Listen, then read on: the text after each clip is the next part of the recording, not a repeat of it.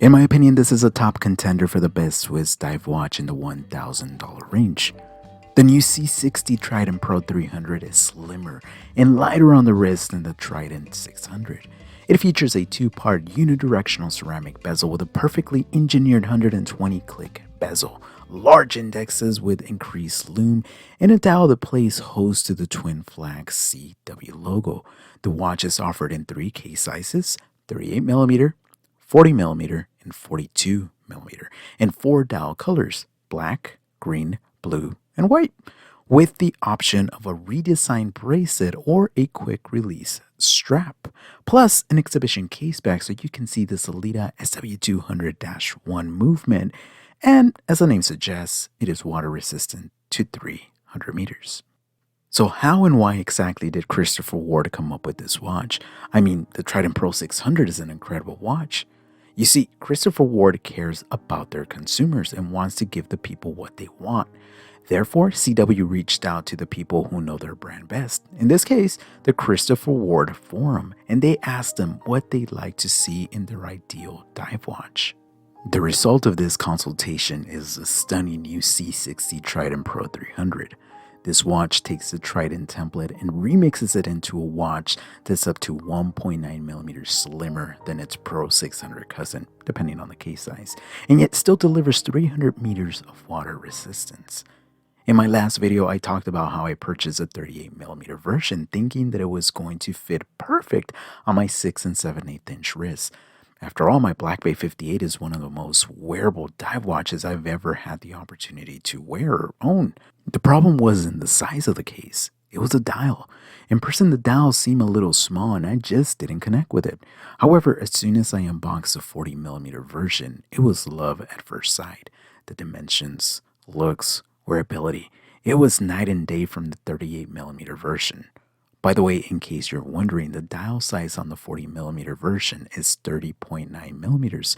Unfortunately, it didn't measure the 38mm version one. The entire watch is constructed of 316L stainless steel, and the proportions of this 40mm version are spot on. The watch measures in at 40mm, it's 47.45mm from lug to lug, it's 11.3mm thick, the watch head weighs in at 68 grams, and the entire watch with the incised bracelet weighs in at 152 grams. The water resistance is 300 meters, it features an AR flat sapphire crystal and plenty of super luminova. The light catcher case is one of those features that sets this brand apart. It's an instant recognizable design element that's not easy to achieve and it's extremely commendable. The case is beautifully finished with a mix of brushing and polishing that really play well with the light, hence the name. The elongated lugs make this dive watch look very elegant. I never really pay much attention to crown guards, however, the crown guards on this watch just blend in so nice with the design and do not get in the way of operating the signed screw down 7mm crown. The ceramic unidirectional 120-click fully lume bezel measures in at 4mm, and the audible sound and feel really reminds me of a Rolex Submariner, and this is no coincidence. Mike Franz, one of the founders and current CEO of Christopher Ward, told my co-host P. Ross and I during our last podcast collaboration that his team had gone out to record the sound of the bezel action of the top luxury dive watches, and of course the clear winner was Rolex. Therefore, they wanted the bezel to sound and feel as close to the sub as possible, and I think they came pretty close. I say close because there is a little bit of backplay, and also the bezel, because of the slim construction, is not easy to grip. Nonetheless, everything lines up and the glossy black finish looks stunning. The dial is snow white and the orange accents are one of the main reasons I ended up buying this dial configuration. I mean, look at it. The orange can be found on the tip of the seconds hand and also on the word automatic. Around the dial, we find applied brush indices, and at the 6 o'clock, to bring in that symmetry, a matching color date window that's been framed. At the 12 o'clock, we find the applied twin flag CW logo, and towards the bottom of the dial, the words automatic, the water resistance, and Swiss made. One defining characteristic is that broad arrow hand. The Trident counter for the second hand is also cool, but I'm especially happy they use an arrow for the second hand as opposed to the lollipop style like the one in the Pro 600. Overall, the dial is clean, simple, and extremely legible. Speaking of legibility, the watch has plenty of super luminova on the bezel, hands, and indices.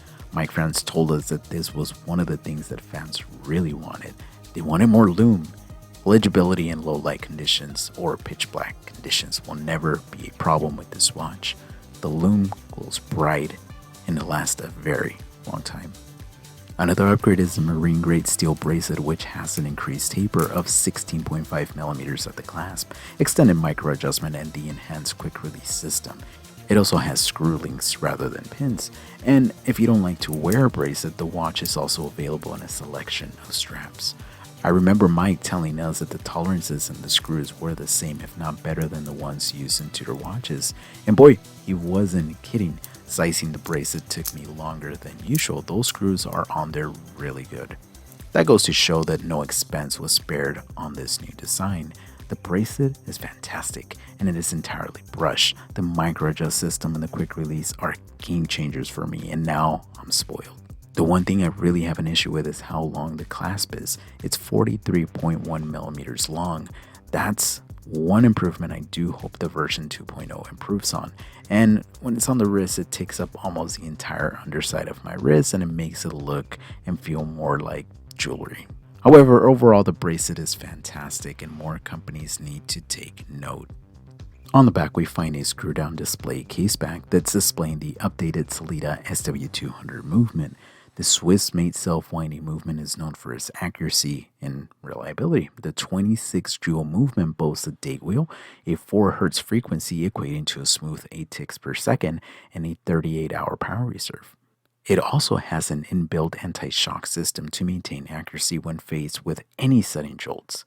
It beats at 28,800 beats per hour and has a timing tolerance of plus minus 20 seconds per day, and Christopher Ward decorated the rotor. I personally have never had any issues with Sellita movements, and I'm happy that this movement is very easy to service. The only thing that would have made this package even sweeter was if the movement was cost certified. I know CW offers other watches in their collection that have been certified, so maybe version 2.0? Nonetheless, for $1,000, you're getting a solid and dependable Swiss movement. The overall wearability of this watch is insane. I think the watch looks and wears fantastic on a number of different straps. I really like the Christopher Ward straps. They're supple and well built, just like the watch. But of course, the 20mm lug width means that there is a plethora of watch straps on the market. Here are a few of my favorite pairings. While we're at it, how do you feel about putting a leather strap on a dive watch? I personally love it and do it all the time, but I know it's a divisive topic with the watch purists. All in all, Christopher Ward have produced a watch that looks great. It's well constructed and offers a lot of value for $1,000. I'm definitely a fan of this one and would recommend it to anyone looking for a good everyday watch. Now, before I end the video, I want to share something with you. A few days ago, I posted a side-by-side picture of this Pro 300 and my beloved Seiko SPB143 on my Instagram account at SoCal Watch Reviews. And someone asked me, out of the two watches, what would you recommend? That was a tough question, and the clear winner on paper is the Pro 300, of course. But in my heart, it's the SPB. And honestly, that's always going to be the winner for me. Look, watch collecting is not about being rational, nor is it about value for money all the time. It's about what tugs at your heart. It's about that feeling that you get every time you wear the watch and look down on your wrist. At the end of the day, buy whatever speaks to you, despite what other people think. Remember that you're buying the watch to make you happy, not the other people happy. I hope this video was insightful for you, and I truly hope you enjoyed it as much as I enjoyed making it. Until next time, take care and stay humble.